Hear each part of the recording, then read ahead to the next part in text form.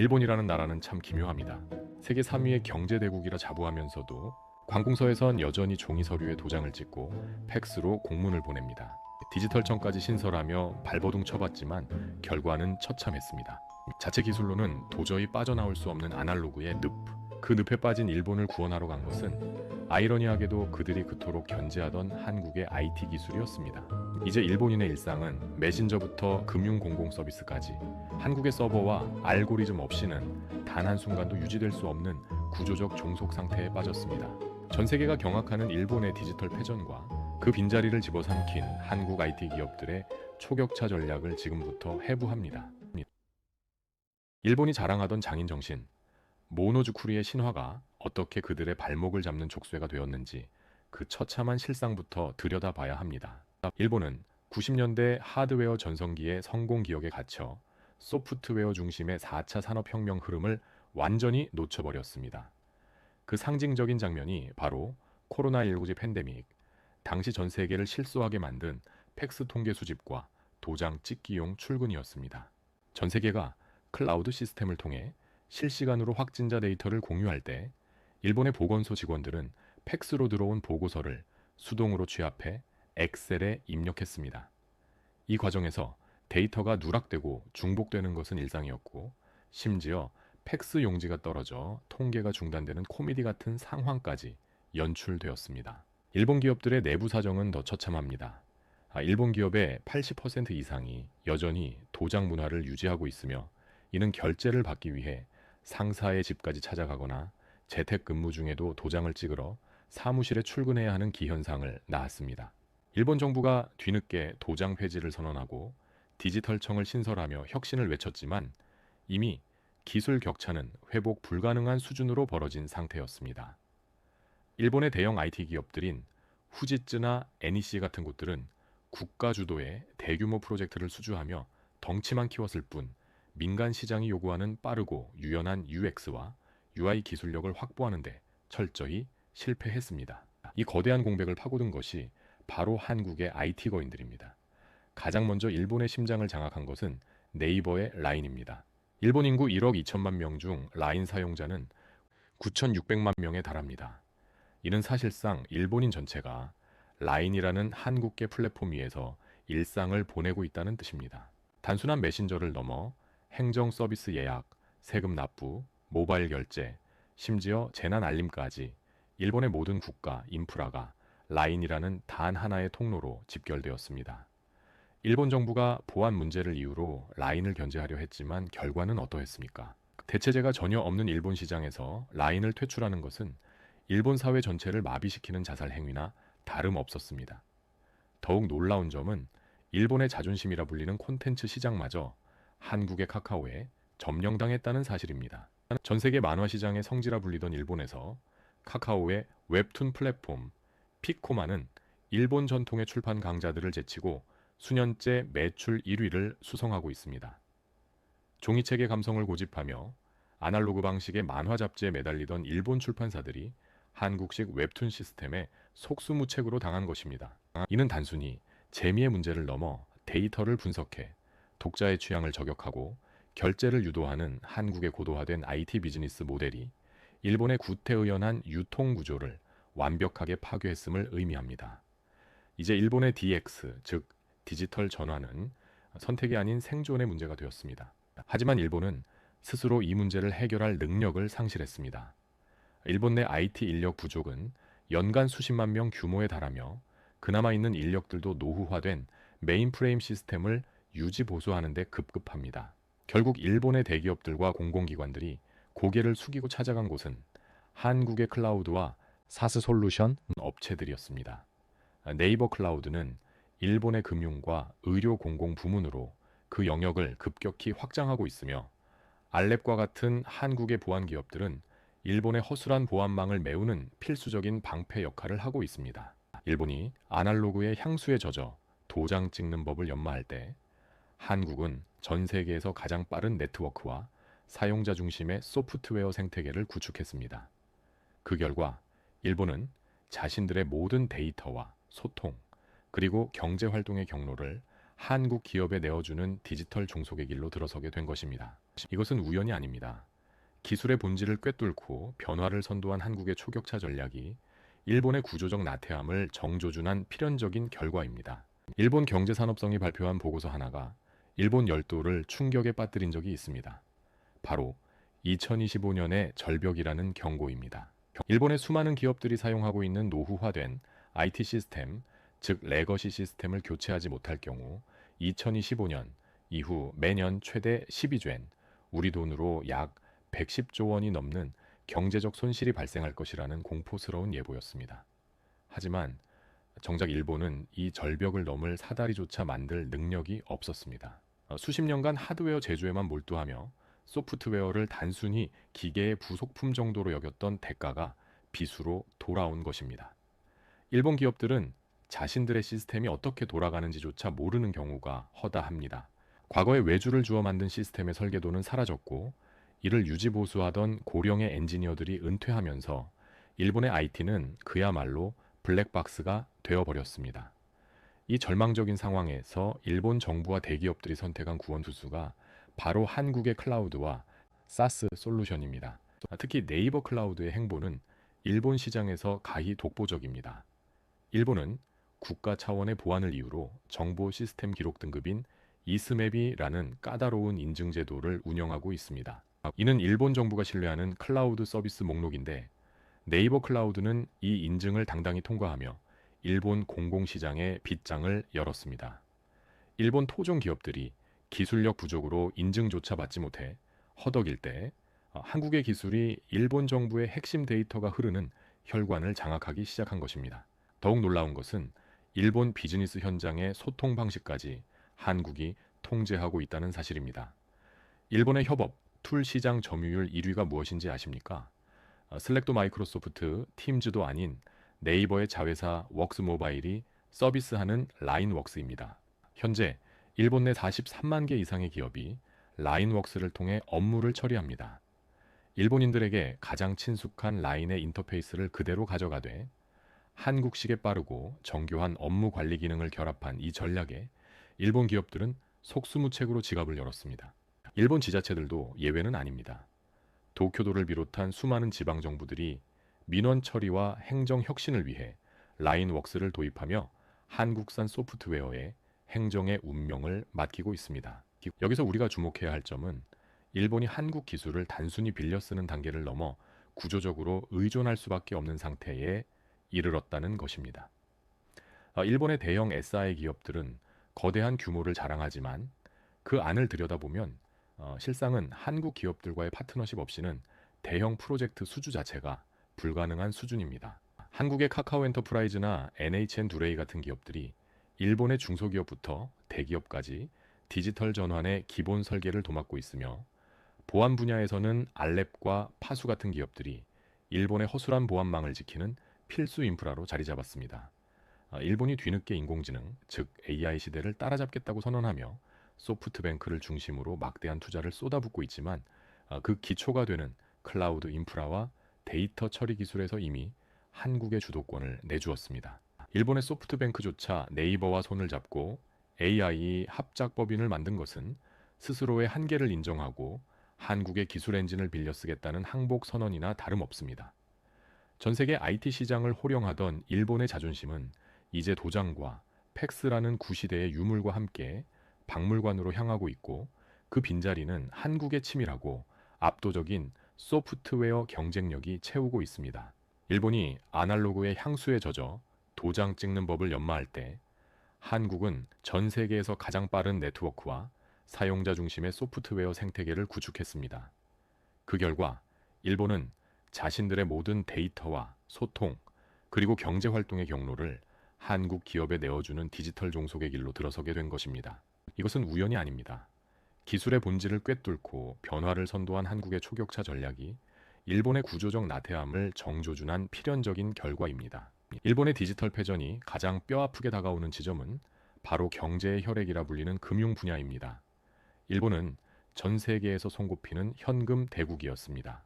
지갑 속에 빳빳한 지폐를 넣고 다니는 것이 예의이자 미덕이라 믿었고 상점마다 카드 결제기는커녕 현금만 받는다는 표지판이 당당하게 걸려 있었죠.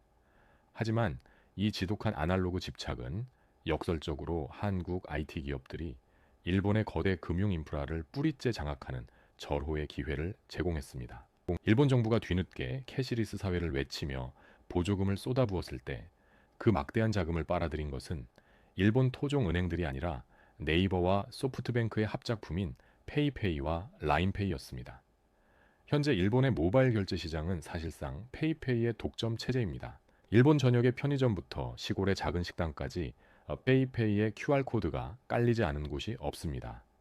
일본인들이 현금을 버리고 스마트폰을 선택할 때 그들이 사용하는 결제 알고리즘과 보안 시스템, 그리고 방대한 결제 데이터가 흐르는 통로는 바로 한국의 기술력이 설계한 고속도로입니다.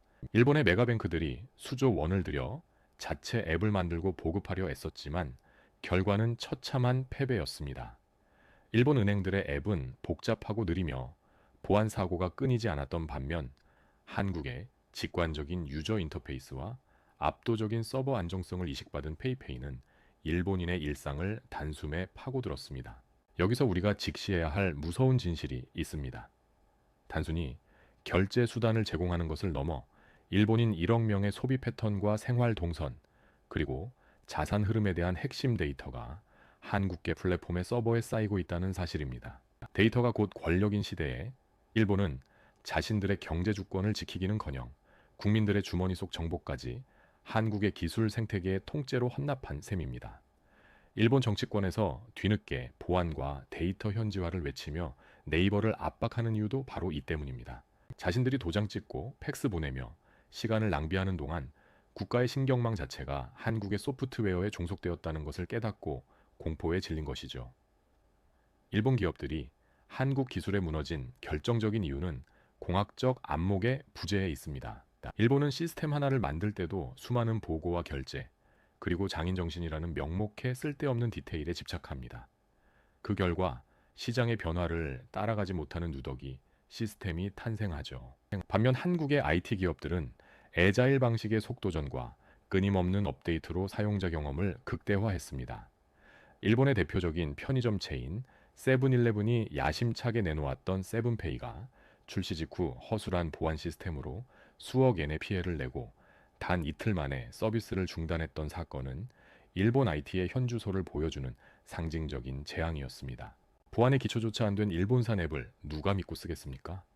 결국 일본인들은 다시 한국 기술이 녹아든 라인과 페이페이로 돌아올 수밖에 없었습니다. 이제 일본의 금융 시스템은 한국의 핀테크, 솔루션 없이는 유지될 수 없는 수준에 도달했습니다. 일본의 지방은행들은 자체적인 디지털 전환을 포기하고 한국의 카카오뱅크나 네이버의 금융 시스템을 벤치마킹하거나 아예 그들의 솔루션을 구매해 사용하는 방안을 검토하고 있습니다. 하드웨어의 나라 일본이 소프트웨어의 나라인 한국에 금융의 열쇠마저 넘겨준 것입니다. 이것은 단순한 비즈니스의 성공이 아닙니다.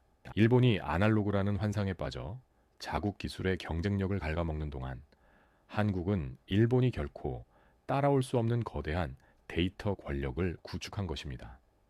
일본이 팩스 전송 버튼을 누를 때 한국은 일본의 경제 지도를 다시 그리고 있었습니다. 일본의 디지털 패전이 가져온 가장 치명적인 결과는 국가의 방패라 할 수 있는 보안과 사이버 안보마저 한국에 의존하게 된 현실입니다. 일본은 스스로를 안전대국이라 부르지만 디지털 세상에서의 일본은 성문이 활짝 열린 빈집이나 다름없습니다. 일본 정부가 야심차게 추진한 마이넘버 카드, 즉 일본판 주민등록증 제도가 개인 정보 유출과 타인 계좌 등록이라는 초유의 사태를 겪으며 침몰할 때 일본 국민들은 자국 정부의 기술력을 완전히 불신하게 되었습니다. 이 거대한 불신의 틈을 메우고 들어간 것이 바로 한국의 정보 보안 기술입니다. 사이버 보안은 단순히 백신 프로그램을 파는 수준이 아닙니다. 한 국가의 네트워크망 전체를 감시하고 위협을 차단하는 고도의 공학적 설계가 필요합니다. 일본의 수많은 지자체와 대기업들이 알렙이나 파수 같은 한국 보안 기업들의 솔루션을 도입하는 이유는 명확합니다. 일본 토종 보안 업체들은 급변하는 랜섬웨어와 해킹 기술을 따라잡을 지능형 대응 능력을 상실했기 때문입니다. 특히 일본 기업들의 고질적인 문제인 폐쇄적인 인트라넷 환경은 클라우드 기반의 현대적 보안 체계에 전혀 적응하지 못했습니다. 결국 일본은 자신들의 국가, 기밀과 기업의 핵심 기술을 지키기 위해 한국산 보안 엔진을 탑재하고 한국의 보안 관제 시스템에 매달리고 있습니다. 여기서 우리는 일본이 처한 구조적 딜레마를 보아야 합니다. 일본이 한국 기술을 배제하려 들면 들수록 일본의 디지털 안보는 더욱 취약해지는 역설에 빠집니다. 일본의 주요 관공서와 대학, 그리고 연구소들의 네트워크 기저에는 이미 한국의 보안 알고리즘이 깊숙이 박혀 있습니다. 만약 한국의 보안 지원이 중단된다면 일본의 디지털 행정망은 그 즉시 전 세계 해커들의 놀이터로 전락할 것입니다. 일본 정부가 네이버의 라인 지분을 매각하라고 압박하며 보안 강화를 명분으로 내세웠지만 이는 사실상 한국의 기술적 지배력에서 벗어나고 싶다는 비명에 가깝습니다.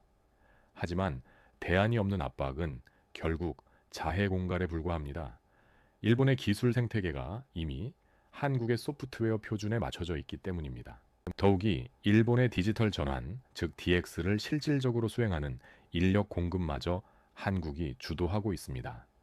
일본 내 IT 인력 부족이 심각해지면서 일본 기업들은 한국의 개발자들을 채용하거나 한국의 IT 아웃소싱 업체에 시스템 전체를 맡기는 것이 일상이 되었습니다. 일본의 대형 프로젝트 현장에 가보면 설계는 일본인이 하지만 정작 코드를 짜고 시스템을 구축하는 핵심 엔지니어들은 한국인인 경우가 허다합니다. 일본은 기획이라는 이름의 서류 작업에 몰두할 때 한국은 실질적인 구현 기술을 장악하며 일본 IT의 실무 근간을 장악했습니다. 이는 일본이 껍데기만 가진 주인일 뿐 알맹이는 한국이 통제하는 디지털 조개지가 형성되었음을 의미합니다. 일본의 인공지능 전략 역시 한국 없이는 성립이 불가능합니다. 일본의 소프트뱅크가 전 세계 인공지능 기업에 천문학적인 돈을 투자하고 있지만 정작 일본 내부의 데이터를 학습시키고 서비스화하는 플랫폼 기술은 네이버와의 협력에 절대적으로 의존하고 있습니다. 일본어에 최적화된 거대 언어 모델 하이퍼클로바 X를 개발한 네이버의 기술력은 일본 기업들이 자체적으로는 수십 년이 걸려도 도달하지 못할 영역입니다. 일본은 하드웨어 로봇을 만드는 데는 능숙할지 몰라도 그 로봇의 두뇌가 될 소프트웨어와 인공지능 알고리즘은 결국 한국의 서버에서 빌려와야 하는 처지입니다. 일본이 아날로그의 늪에서 도장과 팩스를 붙잡고 과거의 영광을 되새길 때 한국은 일본의 안방과 관공서 그리고 금융과 안보의 핵심부까지 디지털 빨대를 꽂았습니다. 이제 일본은 한국의 IT 기술 없이는 국가 기능이 마비되는 기술적 종속국이 되었습니다. 일본이 자랑하는 경제 대국의 위상은 이제 한국이 제공하는 디지털 인프라 위에서만 간신히 유지되고 있는 위태로운 신기루에 불과합니다. 이것이 바로 전 세계가 일본을 비웃고 한국의 초격차 기술력에 경악하는 진짜 이유입니다.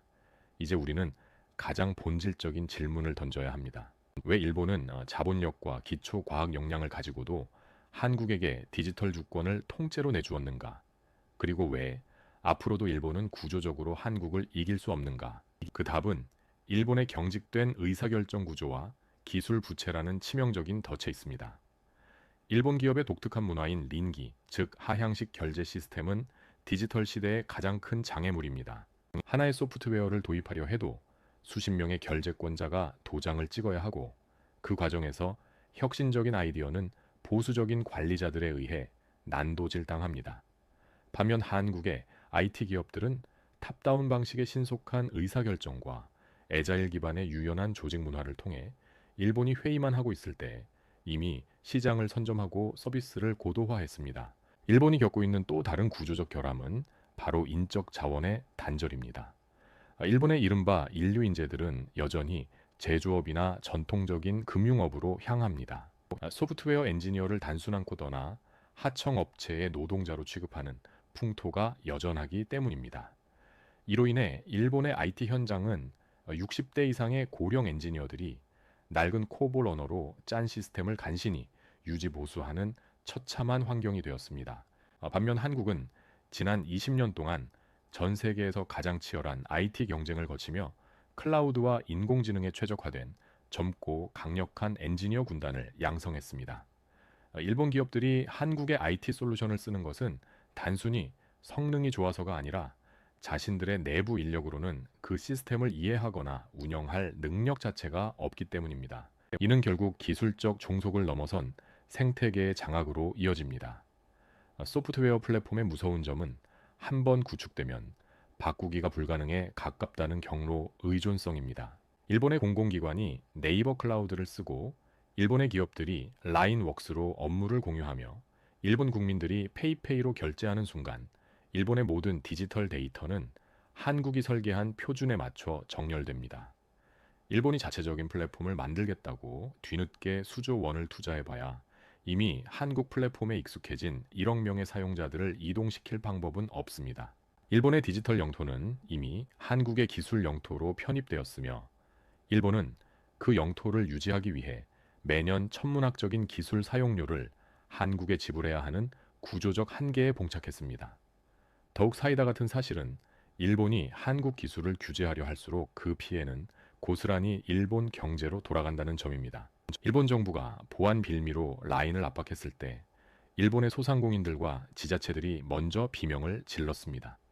라인이 멈추면 일본의 행정이 마비되고 예약이 끊기며 소통이 단절되기 때문입니다.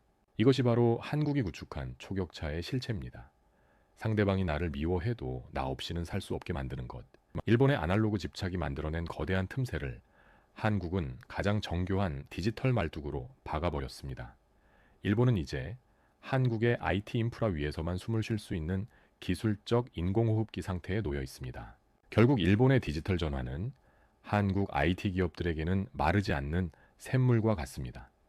일본 기업들이 도장을 버리고 클라우드로 넘어올 때마다 팩스를 버리고 협업 툴을 도입할 때마다 한국 기업들의 통장에는 일본 엔화가 차곡차곡 쌓입니다. 일본이 과거의 영광에 취해 매뉴얼을 만들고 절차를 따지는 동안 한국은 실행력 하나로 일본의 미래를 선점했습니다. 전 세계가 한국을 두려워하는 이유는 단순한 제조 경쟁력이 아니라 한 국가의 시스템 자체를 송두루째 디지털로 이식해버리는 이 압도적인 소프트웨어 장악력에 있습니다. 일본은 이제 한국에게 경쟁 상대가 아니라 우리의 기술력을 테스트하고 수익을 창출하는 거대한 테스트, 배드이자 우량 고객사일 뿐입니다. 결국 일본의 디지털 패전은 단순히 기술의 차이가 아니라 시대를 읽는 안목과 변화에 대응하는 근성에서 갈린 승패였습니다. 일본이 잃어버린 30년을 한탄하며 과거의 하드웨어 영광에 매달리는 동안 한국은 전 세계에서 가장 역동적이고 치열한 디지털 전장을 구축하며 스스로를 단련했습니다. 그 결과가 바로 오늘날 일본의 안방과 국가 인프라를 장악한 한국 IT의 초격차입니다.